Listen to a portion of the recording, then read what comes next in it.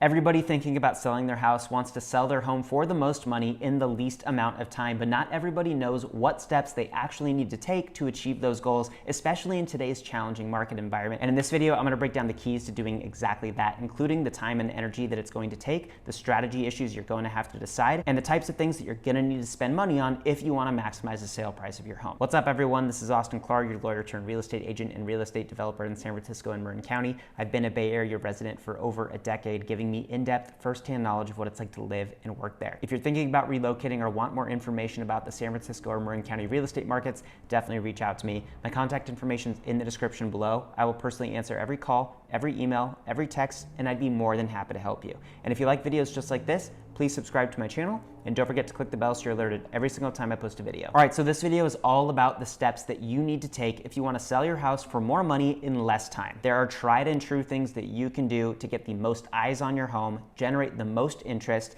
get the most offers, and get the highest price offers quickly. And those things are more important now than ever, given the sharp increase in interest rates we've seen, as home affordability has become a hot button issue and the thing that's most on buyers' minds as they're looking to enter the market. So let's dive into how you can overcome those challenges and get your home sold quickly and for more money. The first thing is what to do to actually prepare your house for market. With higher rates and higher prices, buyers do not want to do a bunch of work. They want something that they can move into and be ready to go day one. So doing things like repainting, replacing lighting, refinishing floors, cleaning or repairing old windows, putting in fresh landscaping, updating outdated bathrooms or kitchen fixtures, repainting cabinetry or updating cabinetry hardware, redoing your kitchen countertops, little maintenance things that you've been putting off, like cleaning air filters, clearing out gutters. If a buyer sees things that aren't perfect, they're going to think to themselves, what else am I going to get into? What am I not seeing here? What's under the surface? And they're going to start taking that into account when they go to think about making an offer and thinking about what price to write in the contract for your home. As with everything in business, first impressions are everything, and you as a seller want to be in control of that first impression to the maximum extent possible. If a buyer isn't wowed within the first few seconds of pulling up to your home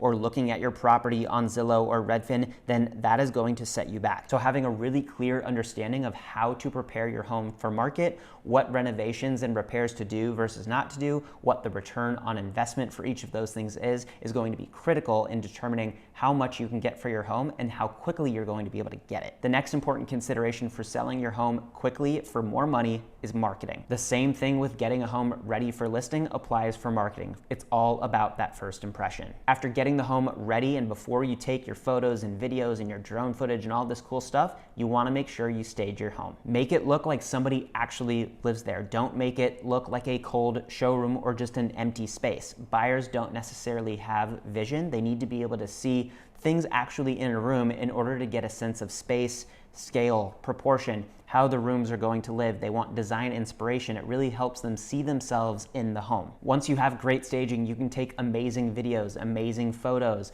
make great flyers. You can prepare social media videos or social media posts and utilize all the different mediums that a realtor and you as a seller have at your disposal. And you want to make sure that you use a realtor that understands how to leverage all different aspects of marketing. It's not just Instagram or just TikTok or just Facebook or just YouTube or just putting things in magazines or newspapers or just putting things on the MLS so that they show up in Redfin and Zillow. You want somebody who can maximize exposure by using every medium at your disposal. The next thing that you need to think about, and this might be the most important one of all, is pricing.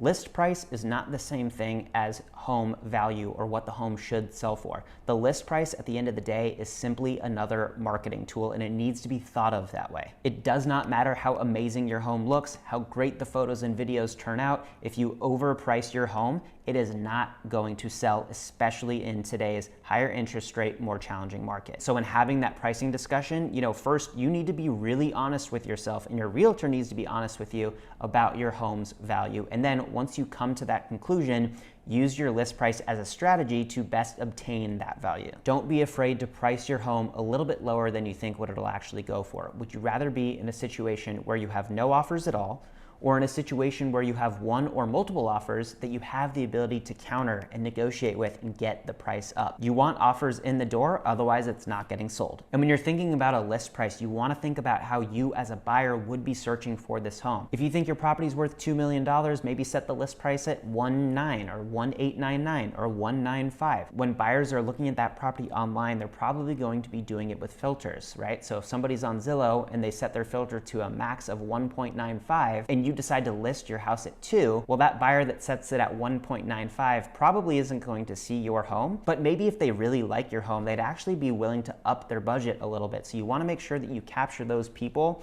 who have an idea in their mind about what they want to spend, but their actual number might actually be higher than that. More eyes on the property means more buzz, more people in the door means more buzz, more fear of loss by other people showing up to an open house with 50 other people in it instead of an open house with 10 other people in it. The pushback on listing low is that it's going to sell too low as a result, but remember, if you put it too high, you're not going to get any offers at all, and I'd rather be in a position of getting offers that you can negotiate up than sitting on the market getting stale with no offers at all. The next most important thing about selling a home quickly for more money is being flexible. What do I mean by that? Well, if you're still living in your home, you haven't bought a new home yet or moved out of your home yet, you need to make the home available for broker tour, open houses, private showings, for stagers, for videographers, photographers. You need to be able to let your realtor and other clients into the home as much as possible. Remember, the more people who can get into the home, the more people who see it, the more buzz is created, the more likely you are to get one or multiple offers and sell the home for the money that you want. The last consideration in maximizing the sale price of your home and how quickly it sells is timing. Real estate markets are seasonal. Home prices typically peak in the spring every year, and then after the spring trend downward until the new year, and then they start shooting back up again,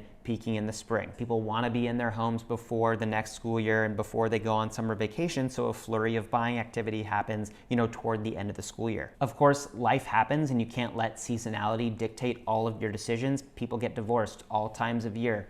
Relatives die and estates have to sell houses all times of year. People get engaged or want to move in with their loved ones all times of year. So you can't let seasonality dictate everything. It's just something to consider when you're thinking about selling. And it's not as if you can't get good value in slower seasons. You can still sell your home for the same amount as you would in earlier seasons as well. It's just a consideration to think about how many other people are in the market looking at that particular time. Well, there you have it. Those are the steps to selling your home for more money in less time. If you're thinking about relocating or want more information about the San Francisco or Marin County real estate markets, definitely reach out to me. My contact information is in the description below.